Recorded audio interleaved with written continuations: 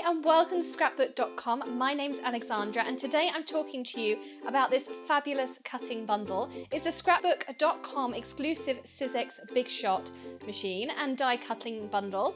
We're going to include in your bundle the Sizzix die cutting machine, the multi-purpose platform, which you can see in the bottom here, and it has lots of tabs so that you can cut absolutely anything with it. We're also including these ocean sparkle cutting pads. Plus, we're going to give you this sandwich as well, which tells you exactly what plates to use, depending on whether you're embossing, cutting, or what dies you're actually using. Also included in this bundle are the Scrapbook.com exclusive nested ovals, which come in these fab sizes here, and you get 5 dies included in that as well. Today, I'm also going to show you how to create this koi card, so he really looks like he's swimming through your oval pond. So we have lots of fun details in our card for you today. We're going to create this masked oval using your layering dies. I'm going to show you how to do that. We're going to use some blue embossing powder for something a little bit different. And we're also going to create this lovely Hero Arts layered koi with their new sequins as well. So the first thing we need to do is use some mask paper. Mask paper is like a really big sticky note, but it has the sticky all over it. So it's really useful to use in our stamping. You're going to take your largest oval, which is going to fit just in here, so you'll see how it ends up in the end. And I've pre-cut a piece of white stamping cardstock and my mask paper to the same size at 3 3/4 by 5 inches. We're going to put our oval in the middle of the piece, so then we know it's going to be in the middle of our front panel. I'm going to use a piece of washi tape to hold my die in place. And then I'm going to grab my Big Shot here with these lovely sparkle plates in them. So let's lay that on top. And now we can run it through our machine. So we're going to pop out our oval. We're actually going to keep the frame piece, but I do recommend you keep these oval pieces. You can either punch something smaller out in future, or you may find you want to mask an oval for a future card. So let's put that to the side. We'll grab our piece of cardstock. And now we're going to put this down and I'm going to line it up almost exactly with the cardstock piece. And then to smooth out all of these edges, because of where we're going to add that blue ink in there, I'm going to use the Spellbinders All-in-One and I'm just going to go over those edges just to get the best seal I can. And I'm working here on the Ken Oliver mat. You'll want to work on some kind of waterproof and heat-proof surface for this. And I'm going to use my Nouveau bending brush. And they have 2 ends, a bit like a barber's brush type, and they work really well for blending. We're using the Distress Oxide Salty Ocean and the Broken China today to create our scene. I'm going to pop the card out the way.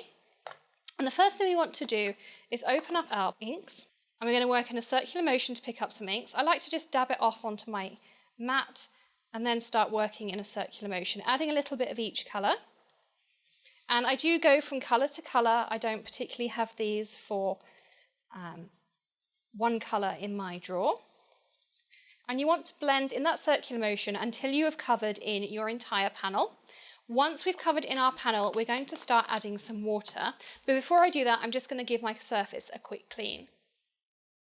So now we can add our water, which is going to give us this watery effect of our pond and adds a little bit of extra interest and detail.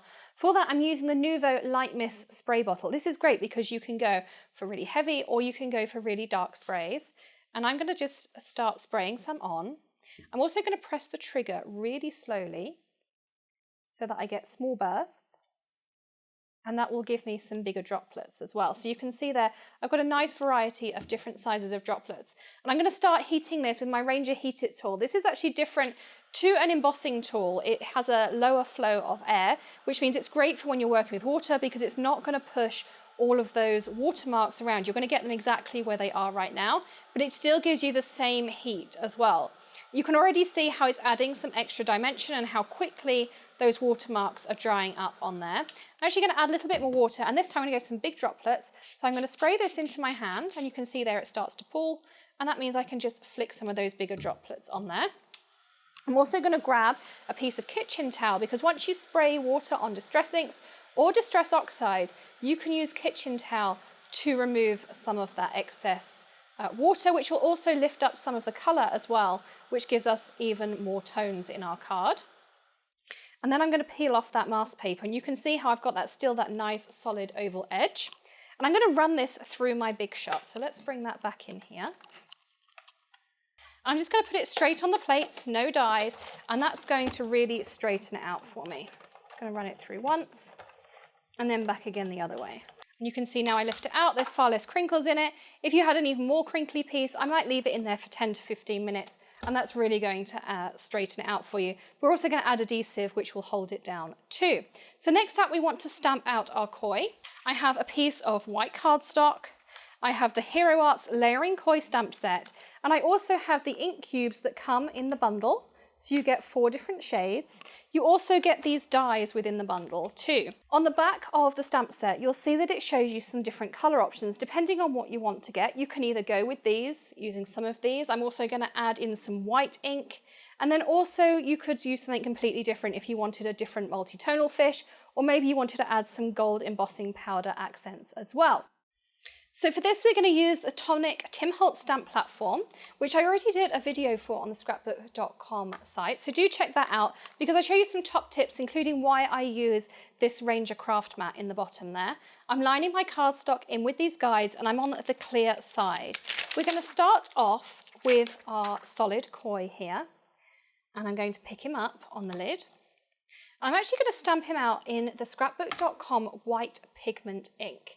Now, although it's white cardstock that I'm stamping onto, I like using this. It gives it a really nice bright white, and it really helps the other colours stand out on there. So let's press that down. Now, because it's a pigment ink, it's not going to dry instantly. So I'm going to grab, this is my heat embossing tool, the Wagner heat tool, and I'm going to just quickly dry this off. And then I'm going to work with the next layer. Now, once this ink goes matte, when you're drying, you'll know that that pigment ink is dry. So this is the next detail down. Again, I'm going to pick it up. And this is also really super easy to clean. So if you get any areas like this, you can just take your stamp chamois and you can clean those off. I'm going to be using the soft granite from the ink cubes. And I'm just lightly inking it up. And then I'm going to use a piece of kitchen towel just to take off a little bit of ink, because I don't want it too solid. And it's a very light dab. You can see very little ink has actually come off onto my towel there.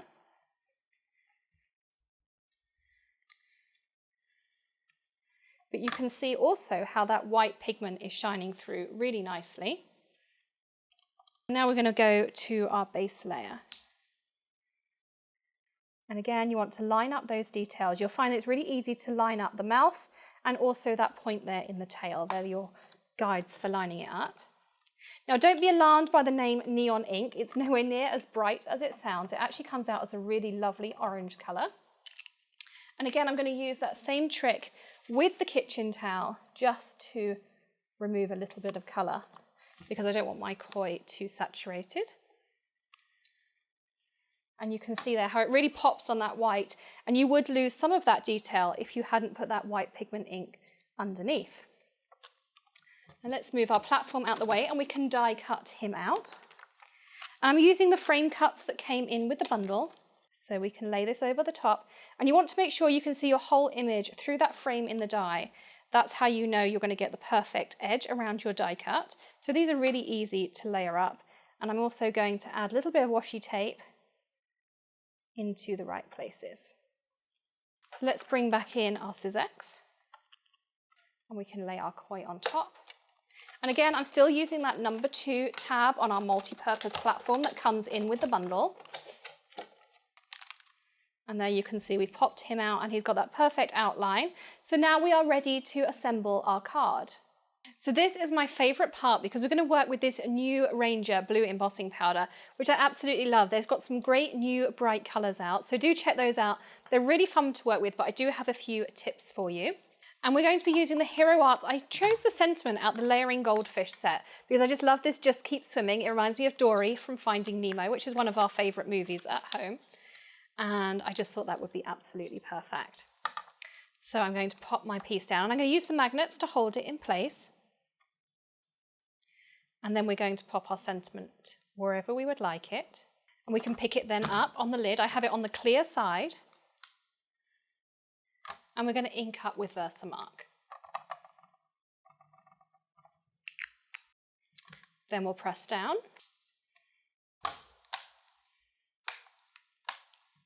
Now we're going to use our blue embossing powder, and I'm going to grab a scrap piece of paper that we can use to catch any excess. Now with these coloured embossing powders, they are highly pigmented, so you'll find you get little bits of residue all over the place. So grab your powder tool and just brush those off, and they'll come off really easily as well. So again, I'm going to heat this up using my Wagner heat tool, and be careful with these coloured ones not to over emboss. They do tend to burn if you go a little bit too long, so just keep an eye on it. As soon as it goes shiny, you want to move on to your next section. So there's our finished piece there. Now I have my card base already cut. This is a piece of white cardstock, and it's 8.5 by 11 cut in half lengthways. I've then scored it along the middle to make my card base. This is a piece of Lawn Fawn Blue J cardstock that I've cut down to 5.25 by 4 inches. And I'm going to use the Scrapbook.com tape runner, which is a great adhesive, to start layering up my card. So pop our first layer on. Now we'll pop this layer on.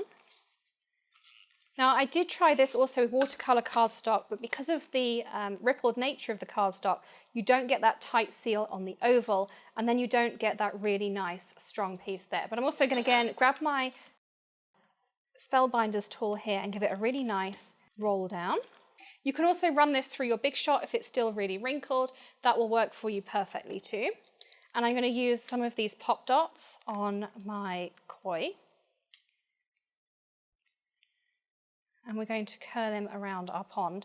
I also grabbed a few of these Hero Arts frost sequins, which are part of one of their new releases, but I think they look great and give a real twinkle to our pond there as well.